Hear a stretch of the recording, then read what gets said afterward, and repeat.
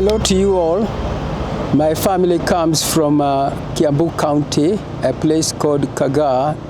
Kagaa is lower part of Lari, which is near Githuguri center.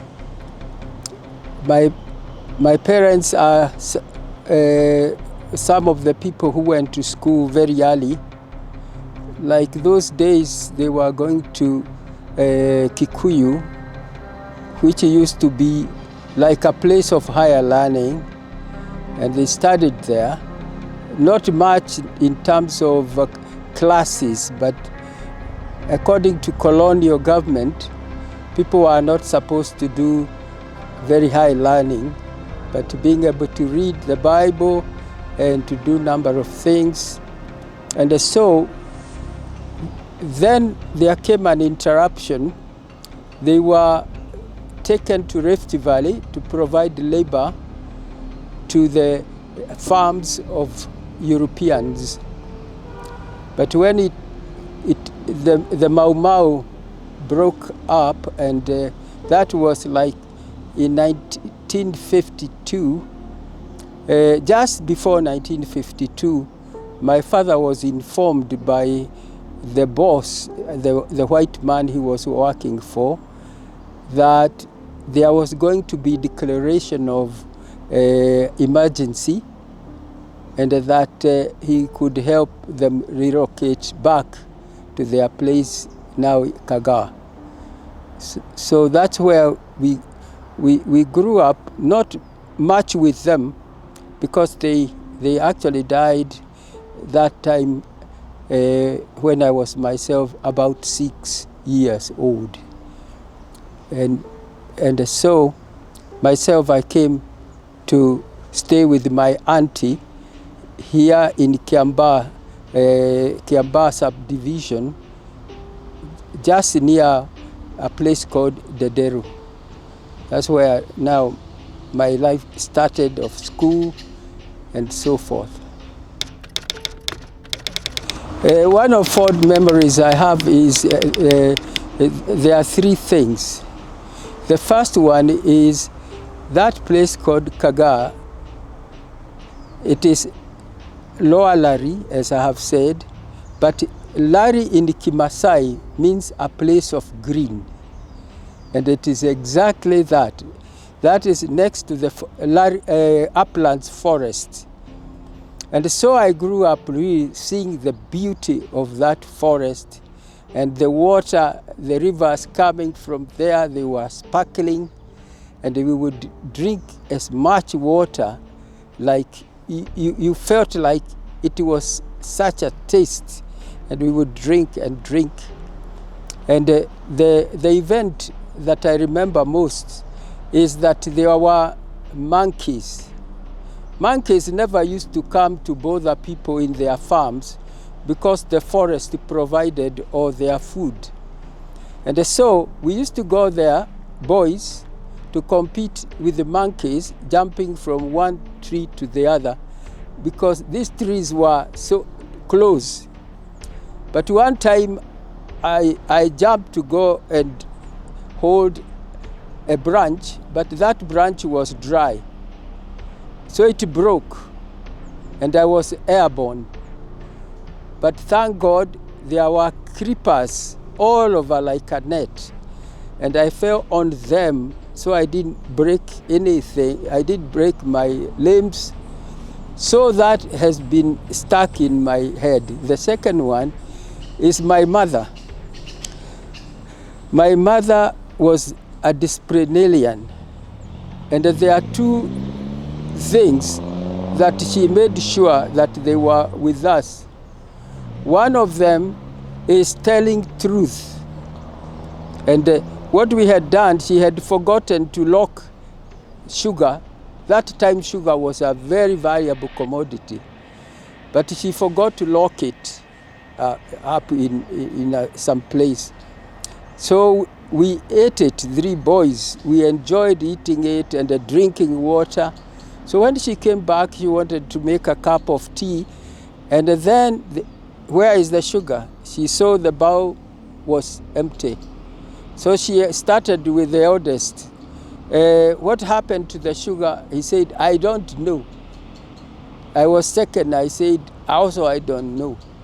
The third said the same. And then she started, she was interested in evidence. So she found few grains of sugar somewhere in my hair, but she didn't find in the others. So I was the one really punished heavily.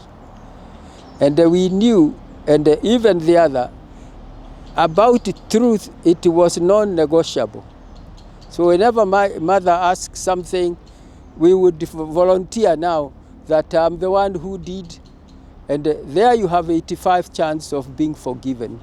The other one, that is about issue of truth. And the other one is to beg. I don't know why I was becoming victim. So I saw a boy of my age, a friend, having a maize, boiled maize. So I asked the boy to break a piece. So I went home, tossing some in the air, catching them, and then my mother asked, where did you get this? I tried to say whatever. I was asked, which hand took? I said, this one, the left one. And she held it nicely and walked me to where she used to have a kiboko. So it was beaten, this hand, until if you pressed it, you could see blood. So up to today, those values, I have shown them in the media. Once I know the truth, I cannot recant. So those are the things I remember vividly. Yes, I have learned that environment is an asset upon which all other assets are built on. And if we destroy environment, we are destroying lives of ourselves, of other creatures. And so environment is critical because that's where it produces water, it produces air, it produces rain. I think, name it, even food, even medicine. And so environment should be a very serious issue. And if we go on ignoring, we get to a state of almost environmental emergency. I think that's where we are. The way we can take care of environment is all of us. I say that it should be citizens. We should not say it is government, it is NGO, it is who. Every citizen must now take responsibility that starting even in your own piece of land, if you have, and if you don't have, you can join the others. And you can, even if it's to plant trees around the perimeter of your land. If you have 1/8 of an acre, you can plant 80 trees. That means 10% when you plant 8. The quarter is 16. The half is 32. 1 acre is 64. I have planted trees along the boundary. And this is something everybody can do who has land. You may say my land is small, but you can just, on the perimeter, plant and the trees become as big as you have seen. And if a citizen, we can also say when we are burying people, where they are buried, we plant trees. During our birthdays, we plant trees. During graduations, we plant trees. I mean, and then we can also get together as groups and make sure not just planting, growing trees. Because many people plant, they go, the trees dry.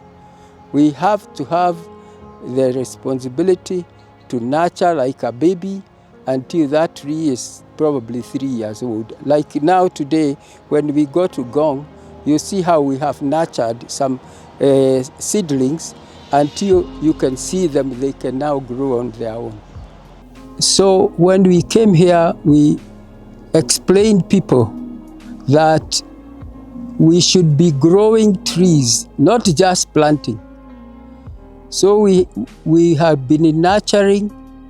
There was a time when we had a bit of a very strong sun, like a drought. We had to water. Luckily, we didn't need to water much because we use a method called a conservation method. Conservation method is where we put in a hole a lot of green dry material in the hole, so that when we plant and then we take the soil back, the matter we have put there would serve as it would serve as a sponge holding water. If we don't have the green material and dry, you can use an alternative. We have now organic chemical called an absorber, which can absorb about 400 times its weight of water. You can also mix it with the soil when you are returning, so that anytime there is rain, a lot of water is retained. I'm inviting every citizen to wake up and join us, Green Blue Foundation Africa, because unless we as citizens, all of us act to save our motherland and our planet, there isn't much we can achieve. Secondly, I want to invite the corporates in this country. If we all have a portion where you can plant trees together with us, then that will go a long way. I'm also inviting those who are in the NGOs world, that even without the money flowing from the donors, your networks, we can join up together and make a difference. And I'm also inviting all the churches to remember that we were given a mandate, that we as stewards of the world we were given, which God looked at and said it was good, but now we have destroyed. Probably Jesus is weeping like he wept when he looked at the future destruction of Jerusalem. So together with even other members of our other religious groups, sects, we are inviting you to make it your practice and to make it your theology to do something about this environment. Together we can make a change, a little step, a square meter at a time, and we can make a change. Stretch your hands, we join together. Let's start now.